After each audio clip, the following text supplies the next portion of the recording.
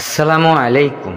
আজকে জানবো জানাজার সাথে কবরস্থানে যাওয়ার সময় নবীজি সাল্লাল্লাহু আলাইহি ওয়াসাল্লাম যা করতে বলেছেন।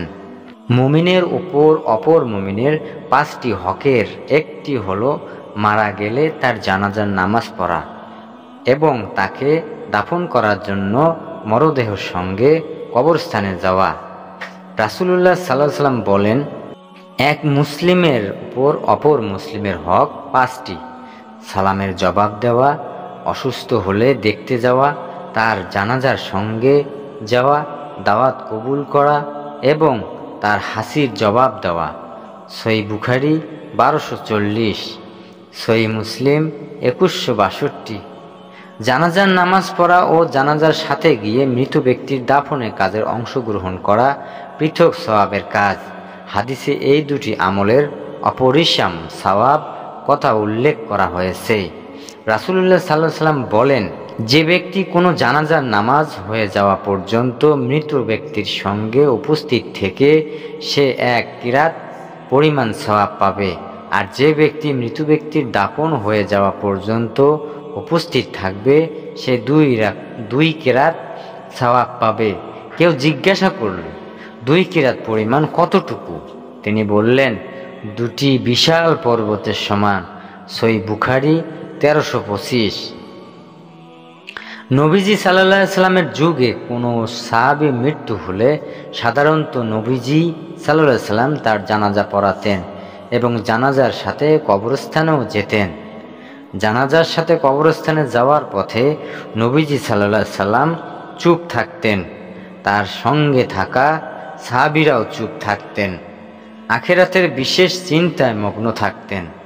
ইবনে জুরাইজ রাহমাহুল্লাহ বলেন, নবীজি সাল্লাল্লাহু আলাইহি ওয়াসাল্লাম যখন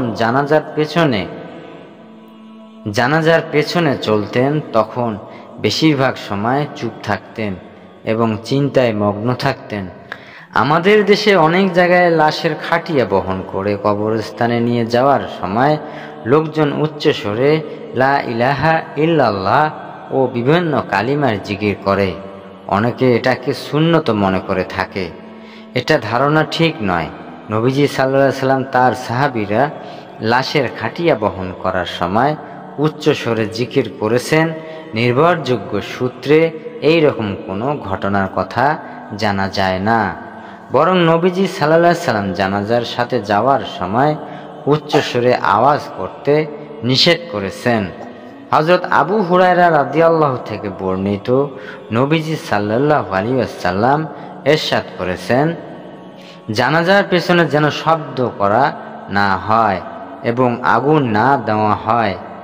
জানাজার পেছনে যেন শব্দ না করা হয় এবং আগুনও না নেওয়া হয়। সুনানে আবু দাউদ 3163।